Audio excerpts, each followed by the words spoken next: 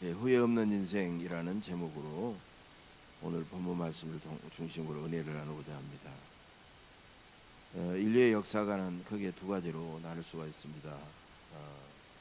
바로 원과 둥그렇게 되어 있는 원과 직선으로 나눌 수가 있죠. 기독교의 역사가는 끝없이 돌고 도는 윤회가 아니라 바로 하나의 직선입니다. 세상의 모든 일도 가만히 보면 시작이 있으면 끝이 있고 씨를 뿌릴 때가 있으면 바로 열매를 거둘 때가 있습니다. 세상 일에는 시행착오, 연습도 있지만 인생은 단 한 번 살기 때문에 연습이 없습니다. 그래서 우리는 인생을 출발한 우리들은 인생의 참된 목적과 종말을 알아야 됩니다. 지금까지 내 인생이 결코 하나님과 사람 앞에서 내 자신 앞에서 만족스럽지 않았다면 뭔가 잘못된 것이죠. 따라서 가장 지혜로운 사람은 어떤 사람일까요? 인생의 마지막 종말을 알고 인생의 목적을 알고 매 순간마다 최선을 다하며 후회 없이 살아가는 사람이 가장 지혜로운 사람입니다.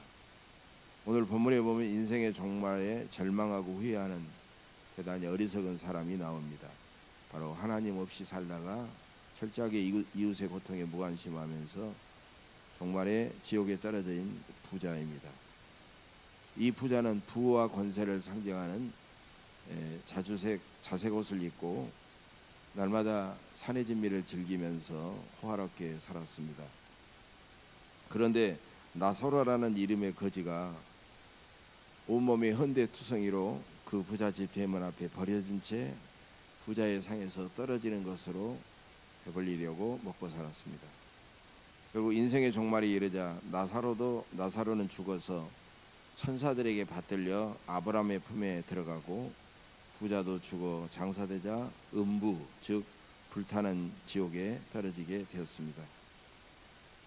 누가 세상에서 부유하고 잘 먹고 잘 살면 최고라고 속된 말로 장땡이라고 그렇게 말하고 있습니까?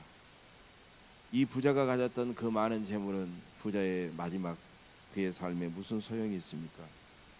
부자는 불타는 지옥에 떨어져서 얼마나 절망하고 얼마나 고통스럽고 후회했을까요?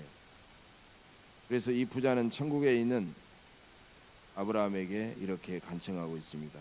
나사로를 내 아버지의 집에 보내소서. 나사로를 다시 살려서 아버지의 집에 보내소서. 그 말이죠. 내 형제 5이 있으니 그들에게 증언하게 하여 그들로 이 고통받는 곳에 오지 않게 하소서.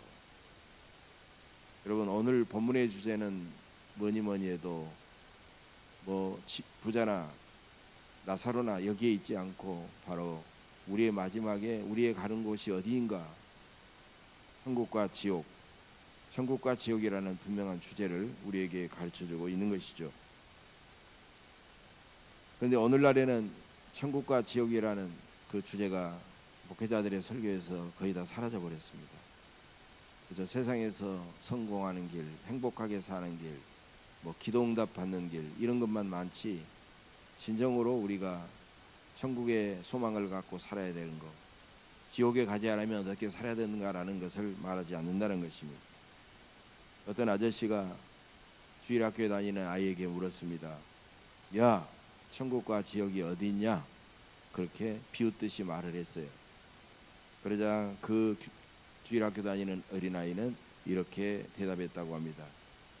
예수님을 믿는 내가 가는 길의 끝에는 천국이 있고 예수를 안 믿는 아저씨가 가는 길의 끝에는 지옥이 있습니다 라고 정확하게 대답을 했다는 것입니다. 어떤 주일학교 선생님이 바로 이 부자와 나사로 이 본문을 가지고 설교를 하다가 아이들이 당연히 나사로처럼 살고 싶어요 라는 대답을 유도하기 위해서 이렇게 물었습니다. 어린이 여러분은 저 부자처럼 살고 싶으세요? 나사로처럼 살고 싶으세요? 그러자 영악한 한 아이가 이렇게 대답을 했습니다. 이 세상에서는 부자처럼 살고 죽어서 천국에서는 나사로처럼 살고 싶어요. 대부분의 많은 그리스도인들의 가치관을 대변하는 대답이었습니다. 그러나 우리는 이 세상에서는 부자처럼 호화롭게 연락하며 살다가 죽어서는 천국의 아브라함의 품에 안기고 싶다라는 그런 꿈은 이룰 수가 없습니다. 그렇게 될 수도 없고 반드시 둘 중에 하나를 선택해야 된다는 것입니다. 이 부자는 왜 그러면 음부 불타는 지옥에 떨어졌을까요? 첫째로 이 부자는 철저하게 자기 외에 다른 사람에게는 무관심해서 그런 지옥에 떨어지고 말았습니다. 부자는 돈이 많은 부자여서 지옥에 떨어진 것이 아니라 다른 사람에게, 나 외에 다른 사람에게는 철저하게 무관심해서 아무것도 하지 않고 그래서 지옥에 떨어진 것입니다. 아마 부자는 자기가 지옥에 가자 지옥의 사자에게나 하나님께 이렇게 항의했을 겁니다. 저는 우리 집에서 나사로를 내쫓아본 적이 없고 내쫓아내지 않았고 아무것도 하지 않았는데 제가 무슨 죄가 있단 말입니까? 그러면 주님께서는 이렇게 대답할 겁니다. 너는 오히려 나사로에게 아무것도 하지 않았기 때문에 너는 지옥에 떨어진 것이다. 아마 주님은 이렇게 말씀하셨을 겁니다. 물론 죄를 지으면 그 죄값으로 지옥에 가지만 예수 안 믿고 그러면 원죄를 씻지 못해서 지옥에 가지만 아무것도 하지 않아도 지옥에 가는 것입니다. 하나님께서 보실 때 지금 당장 나의 도움이 절실하게 필요한 사람에게 철저하게 무관심하고 아무것도 하지 않는 것은 무서운 죄라는 것입니다. 이제부터 나의 사랑과 도움이 절실하게 필요한 이웃들이 우리 눈에 보이고 우리 귀에 들리거든 그들에게 적극적으로 선을 행하며 살아가시기를 간절히 바랍니다.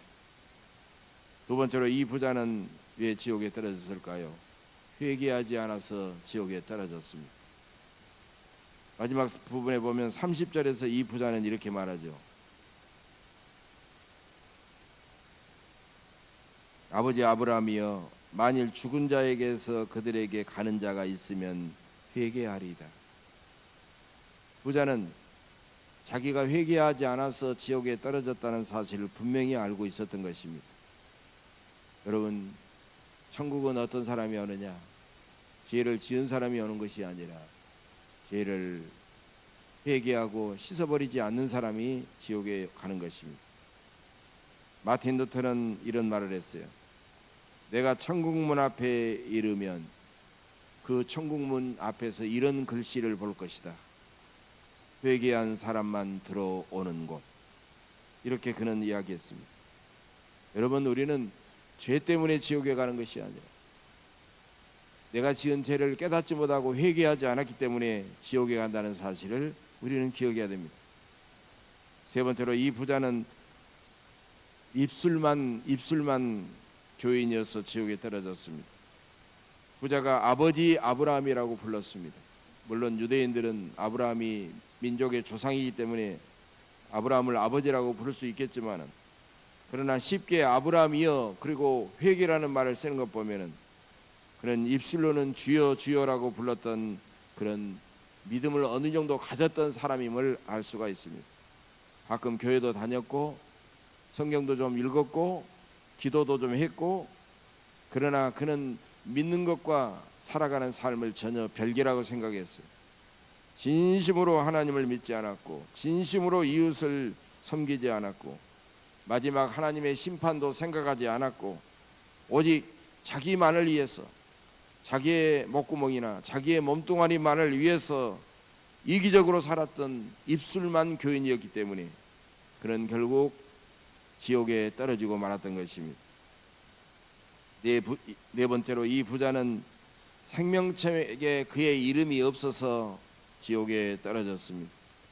오늘 본문에 나오는 거지의 이름은 분명히 나사로라고 이름이 명명되어 있습니다. 그러나 부자의 이름은 이름이 없습니다. 부자의 이름이 성경에 없다는 것은 곧 하나님의 구원의 생명책에도 없다는 것을 상징하고 있는 것입니다. 하나님은 나사로가 세상에서는 온갖 고난을 당했지만 그가 하나님을 믿었기 때문에 그의 이름을 생명책에 기록하시고 마지막 날에도 그를 기억하시고 기록하시고 기억하셨던 것입니다. 사랑하는 교회 여러분, 세상에서는 권세 있고 부유하고 유명하고 그러나 천국의 생명책에 이름이 없는 그런 사람이 되지 마시고, 세상에서는 가난하고 누가 알아주지도 않고 이름도 없어도 천국 생명책에 이름이 기록되어 하나님께서 꼭 기억하시는 그런 사람이 되시기를 간절히 바랍니다. 예수님은 이 비유를 누구에게 하셨을까요? 이 본문 말씀을 쭉 거슬러 올라가 보면 오늘 19절부터 나와 있는데 그 바로 14절에 보면은 이런 말이 나옵니다. 바리새인들은 돈을 좋아하는 자들이라 이 모든 것을 듣고 비웃거늘. 이 말씀이 나오고 있어요. 예수님께서 돈에 대한 설교를 하자 바리새인들은 돈을 좋아하기 때문에 예수님의 말씀을 비웃을 정도로 그들에게 위선과 탐욕이 가득 차 있기 때문에 예수님은 바리새인들을 향하여 오늘 이 비유의 말씀을 주셨다는 것입니다. 예수님은 그런 바리새인들에게 너희들이 바로 이 부자와 같다라고 주님은 정면으로 그들을 향하여 질책하고 계신 것입니다. 오늘이 나의 인생의 마지막 날이라면 우리가 어떤 모습으로 하나님 앞에 서겠습니까? 어떻게 살아가는 인생이 후회 없는 인생이겠습니까? 네 가지를 통해서 은혜를 나눕니다. 첫째로 우리가 영원하신 하나님만 믿고 살면 결코 후회하지 않습니다. 이 부자에게는 그가 하나님을 믿은 것 같았어도 진정으로 하나님은 없었고 이 땅의 삶이 전부요, 사람은 그저 먹고 마시고 즐기다가 죽으면 그만이라고 하는 그런 인생관을 가졌던 것입니다. 빌립보 3장 19절의 말씀처럼 그들의 마침은 멸망이요 그들의 신은 배요 그 영광은 그들의 부끄러움에 있고 땅의 일만 생각하는 사람이 바로 부자였던 것입니다. 그러나 나사로는 세상에서도 하나님만 믿고 오직 믿음으로 살다가 천국의 소망을 가지고 믿음을 바라보고 그리고 믿음으로 죽고 믿음으로 천국문을 열고 들어갔던 것입니다. 우리가 옷을 입으면 반드시 벗을 때가 옵니다. 우리가 직분과 벼슬을 맡아도 내려놓을 때가 다가옵니다.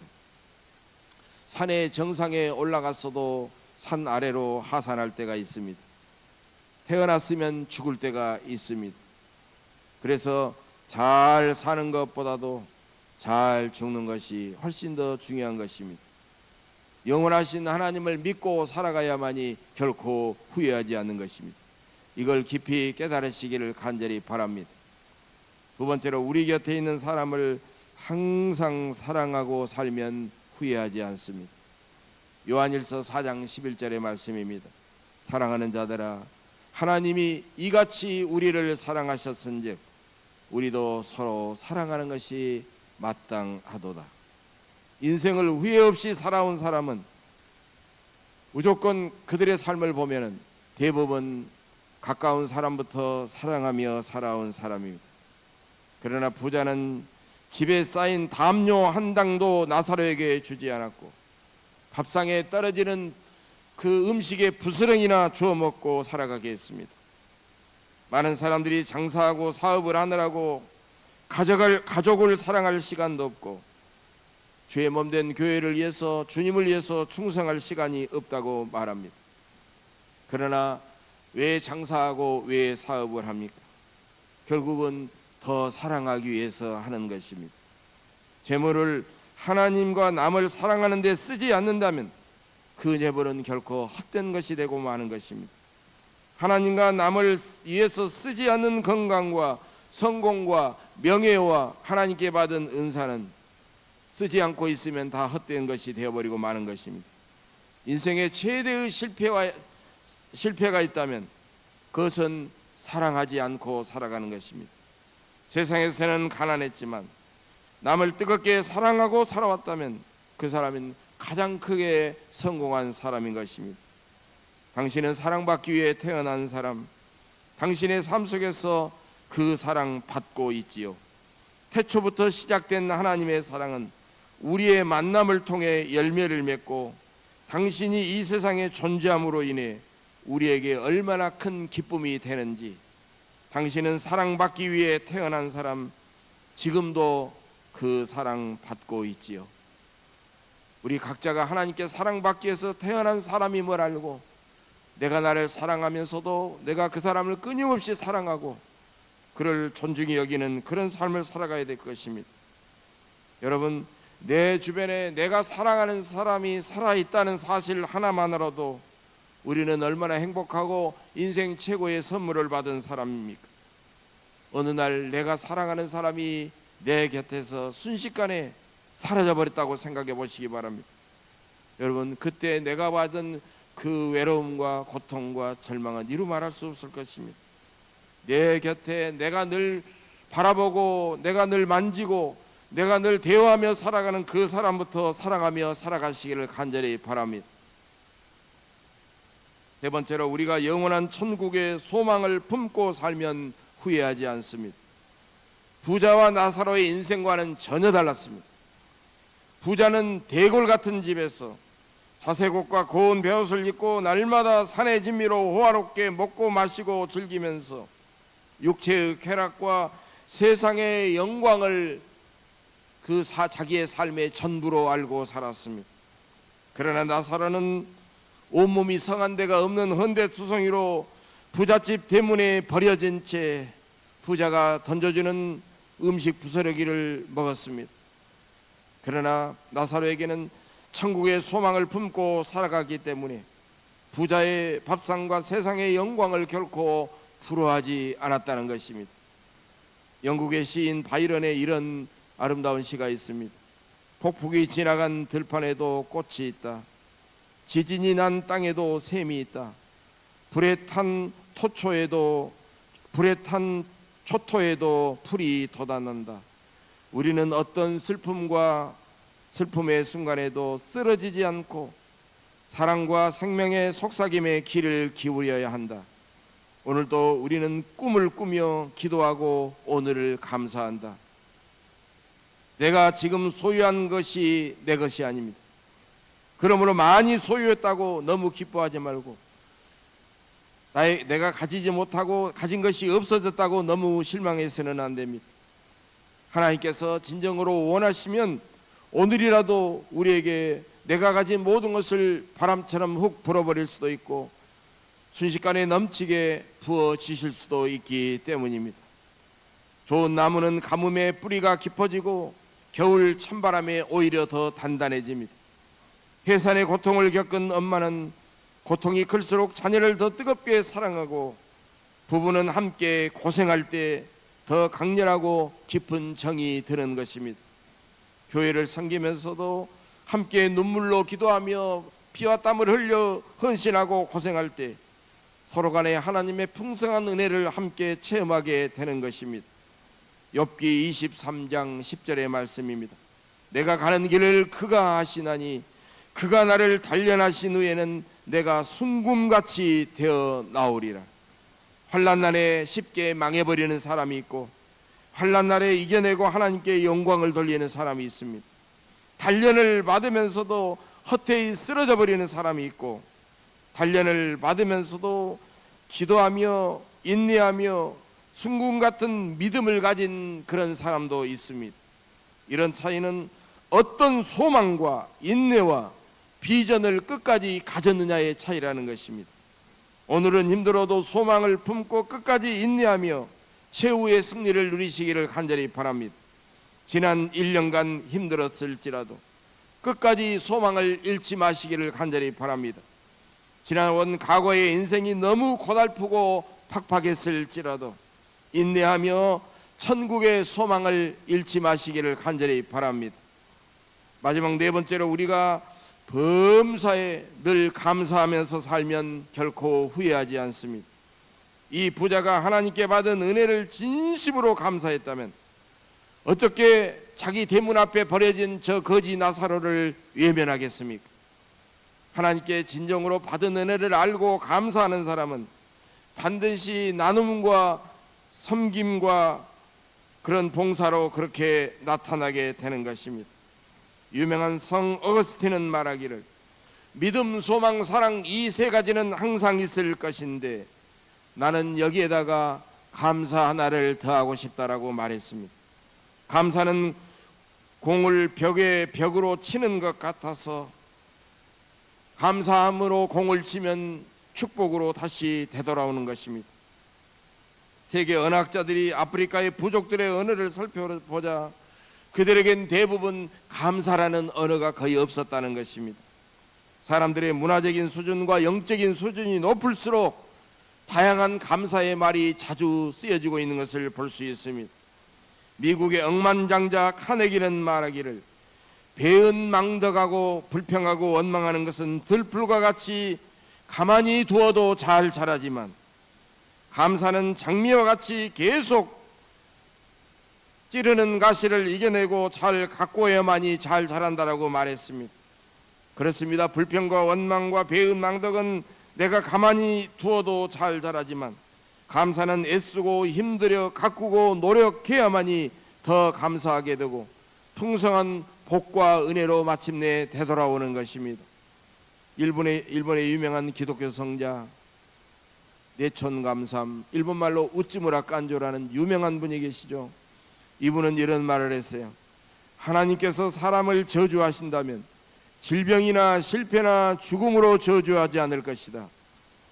하나님의 말씀을 하나님의 말씀으로 믿지 못하는 꽉 막힌 기로 저주할 것이고 하나님의 놀라운 기적을 보면서도 하나님을 믿지 않는 불신앙으로 저주할 것이며 날마다 하나님의 놀라운 은혜를 입고 살아가면서도 감사가 메말라버린 사막과 같은 심령으로 저주하실 것이다라고 그런 말을 했습니다.